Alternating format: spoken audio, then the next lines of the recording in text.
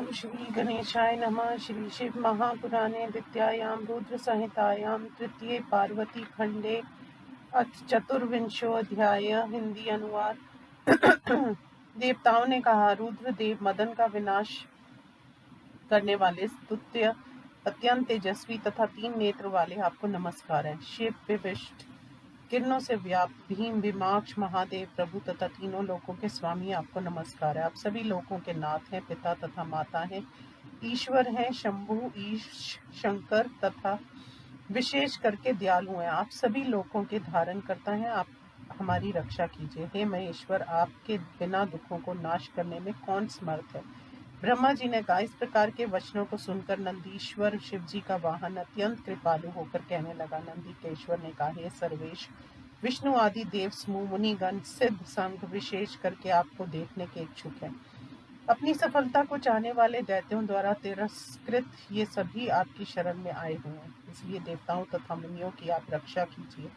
आपको विशेष रूप से दीन बंधु और भक्त वत्सल कहा गया है। ब्रह्मा जी ने कहा, इस प्रकार दयालु नंदी ने शिव जी से जब निवेदन किया तो उन्होंने धीरे धीरे आंखें खोली। परम ज्ञानी परमात्मा शिव जी समाधि से विरक्त होकर उन्होंने देवताओं से कहा। शिव जी ने कहा, ब्रह्मा जी, विष्णु आदि देवताओं, आप लोग मेरे पास किस लिए आए हैं, उस कारण को शीघ्र बतलाइए।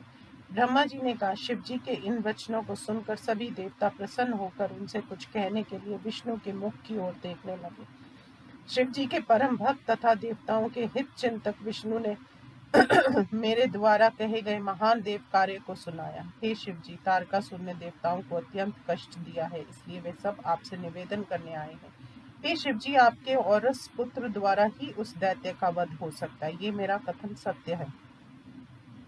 हे महादेव, ऐसा विचार कर आप हमारे ऊपर दया कीजिए, तारकासुर द्वारा प्राप्त कष्ट से देवताओं का उद्धार कीजिए। हे शिव जी, इसलिए आप गिरिजा का पानी ग्रहण दाहिनी हाथ से कीजिए। गिरिजा भी उस भाग्यवती को आपको देना चाहते हैं। विष्णु की इस बात को सुनकर योग में तत्पर शिव जी सभी की सद्गति को दिखलाते हुए प्रसन्न होकर बोले। शिव जी ने कहा, जब मैं सर्व सुंदरी गिरिजा को स्वीकार कर लूंगा तब सभी देवता ऋषि मुनि काम वासना युक्त हो जाएंगे, मोक्ष मार्ग की ओर कोई प्रवृत्त नहीं होगा। मेरे साथ पानी ग्रहण होते ही वह दुर्गा कामदेव को जीवित कर देगी। हे विष्णु, मैंने ब्रह्मा जी के कहने से सबके कार्य की सिद्धि के लिए कामदेव को जला दिया था, इसमें संदेह नहीं है। हे सुधी इंद्र, उचित अनुचित कार्य की व्यवस्था को मन से विचार कर ही मैंने ये सब किया है, इसमें हठ मत करना। हे विष्णु जी, कामदेव को जलाकर मैंने देवताओं का बहुत बड़ा कार्य किया। आप सब मेरे साथ निश्चित रूप से कामना रहित होकर रहें। जैसे मैं हूँ वैसे ही आप लोग भी बिना प्रयत्न के कठोर तप करें। हे देवताओं, उस कामदेव के बिना समाधि द्वारा परम आनंद से युक्त होकर विकार रहित हो जाए। हे ब्रह्मा विष्णु इंद्र देवता तथा मुनिजनों, पहले जो कामदेव ने किया था उसे यदि आप भूल गए हों तो फिर से विचार कीजिए। हे देवताओं, धनुर्धारी कामदेव ने एक बार पहले सभी का ध्यान नष्ट कर दिया था। काम ही नरक का मार्ग है, उसी से क्रोध होता है, क्रोध से मोह होता है, उससे व्यक्ति तप से भ्रष्ट हो जाता है। हे श्रेष्ठ देवताओं, आप लोगों को मेरे कथा अनुसार काम क्रोध को छोड़ देना चाहिए। ब्रह्मा जी ने कहा। वृष वाहन महादेव इतना कहकर ब्रह्मा विष्णु आदि देवताओं तथा मुनियों से कुछ कहलवाना चाहते थे। फिर भगवान शिव जी चुप होकर ध्यान मग्न हो गए तथा अपने गणों से चारों ओर घिर गए, और वे शिव निरंजन निराभास निर्विकार निरामय आत्म तत्व के चिंतन में लग गए, जो परे से भी परे, नित्य निर्मम निर्वग्रह शब्दातीत निर्गुण और परात्पर ज्ञान गम्य है। ध्यान लगाकर इस प्रकार परम स्वरूप की चिंता करते हुए अनेक प्रकार की सृष्टि करने वाले शिव जी परम आनंद में डूब गए। सभी देवता सबके स्वामी शिव जी को ध्यान मग्न देखकर विष्णु तथा इंद्र आदि ने नम्र होकर नंदीश्वर से कहा। देवताओं ने कहा, विरक्त शिव जी पुनः ध्यान मग्न हो गए। आप शिव जी के मित्र सर्वज्ञ तथा उनके उत्तम सेवक हैं। हे गणों के स्वामी, शिव जी किस प्रकार प्रसन्न होंगे, हमें वह उपाय बतलाइए, हम आपकी शरण में आए हैं। ब्रह्मा जी ने कहा, हे मुनि, जब देवताओं ने इस प्रकार प्रसन्नता से निवेदन किया तब शिव जी के प्रिय गण नंदी ने देवताओं से कहा। नंदीश्वर ने कहा, हे विष्णु ब्रह्मा इंद्र देवताओं मुनियों, शिव जी को प्रसन्न करने वाली बात को सुनो। यदि आप लोगों का यही हठ है कि शिव जी विवाह कर ले तो दीन भाव से आदर पूर्व आप लोग प्रार्थना कीजिए। हे देवताओं, साधारण रूप से महादेव भक्ति के वश में रहते हैं। उत्तम भक्ति को देखकर परमेश्वर अनुचित कार्य भी कर देते हैं। ब्रह्मा विष्णु आदि सभी देवता ऐसा ही करें, नहीं तो शीघ्र जिधर से आए हैं उधर चले जाइए। ब्रह्मा जी ने कहा, हे मुनि, इस प्रकार उसकी बातों को सुनकर विष्णु आदि देवता उसकी बात को उचित समझकर प्रेम से शिव जी की स्तुति करने लगे। हे देवों के देव महादेव, दया के समुद्र, शरण में आए हुए हम लोगों का कष्टों से उद्धार कीजिए। ब्रह्मा जी ने कहा, इस प्रकार बहुदीन वचनों द्वारा देवताओं ने शिव जी की स्तुति की। प्रेम से व्याकुल चित्त वाले वे भी रोने लगे। विष्णु जी ने भी दीन वचनों से शिव जी का मन से ध्यान करते हुए परम भक्ति से युक्त होकर निवेदन किया। ब्रह्मा जी ने कहा, देवताओं तथा विष्णु द्वारा इस प्रकार शिव जी की स्तुति किए जाने पर भक्त वत्सलता के कारण शिव जी ध्यान से विरक्त हो गए।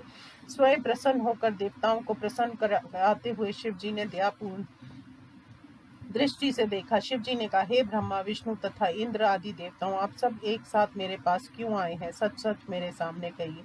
विष्णु जी ने कहा, हे शिव जी, आप सर्वज्ञ अंतर्यामी और सबके स्वामी हैं। क्या आप मन की बात नहीं जानते? फिर भी मैं आपकी आज्ञा से कहता हूँ। हे शिव जी, तारकासुर से अनेक प्रकार के दुख हो रहे हैं, इसलिए देवताओं ने आपको प्रसन्न किया है। हिमालय गिरिराज से शिवा का जन्म आपके लिए ही हुआ है। उसे आप द्वारा उत्पन्न पुत्र से ही उस असुर का वध हो सकता है। ऐसा वर उस दैत्य को ब्रह्मा जी ने दिया है। तभी से वह मृत्यु के भय से रहित होकर संपूर्ण संसार को पीड़ित कर रहा है। वह पार्वती नारद की आज्ञा से कठोर तप कर रही है। उसके तेज से चर अचर सहित तीनों लोक संतप्त हो रहे हैं।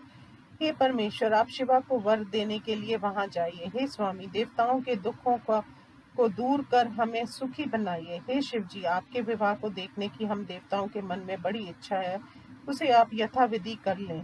हे परात्पर, आपने जो रति को वरदान दिया था उसका अवसर आ गया है। अंत आप अपनी प्रतिज्ञा को शीघ्र पूरा कीजिए। ब्रह्मा जी ने कहा, विष्णु आदि देवता तथा महर्षि इतना कहकर उन्हें प्रणाम करो और अनेक स्तोत्रों से स्तुति करके उनके सामने बैठ गए। वेदों की मर्यादा के रक्षक, भक्तों के अधीन रहने वाले शिव जी ने देवताओं की बातों को सुनकर हंस करके शिव जी ने कहा, हे ब्रह्मा विष्णु तथा देवताओं, आप सब आदर से सुनिए। मैं विवेक से ठीक ठीक कह रहा हूँ।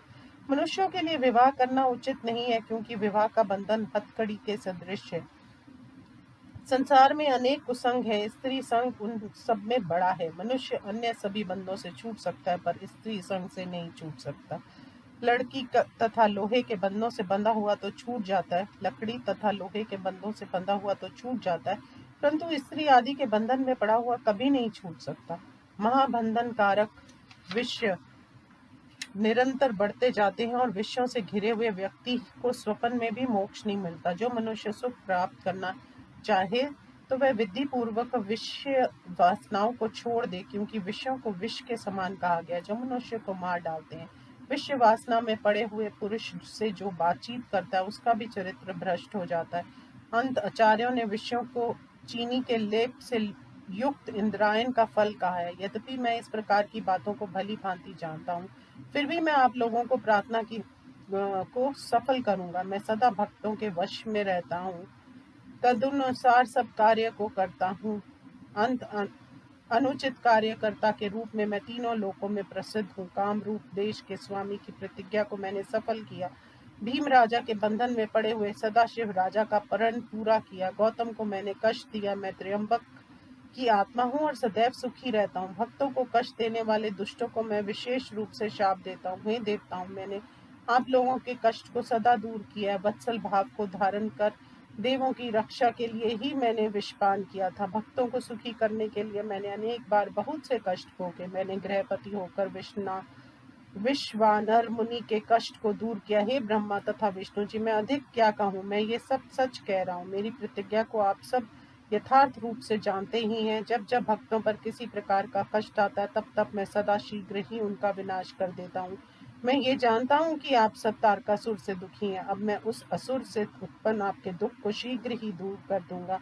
मैं सत्य कह रहा हूँ। यद्यपि मुझे विवाह करने की कोई इच्छा नहीं है, फिर भी पुत्र प्राप्ति के लिए गिरिजा के साथ मैं विवाह करूंगा। हे देवताओं, आप सब निर्भय होकर अपने घर को जाइए। मैं आपके कार्य को पूर्ण करूंगा, इसमें संदेह नहीं है। ब्रह्मा जी ने कहा। इतना कहकर मौन धारण कर पुनः शिव जी समाधिस्थ हो गए। हे मुनि, विष्णु आदि सभी देवता उसके बाद अपने अपने धाम को चले गए। इस प्रकार श्री शिव महापुराण में पार्वती विवाह स्वीकार नामक 24वीं 24वां अध्याय समाप्त। ओम नमः शिवाय।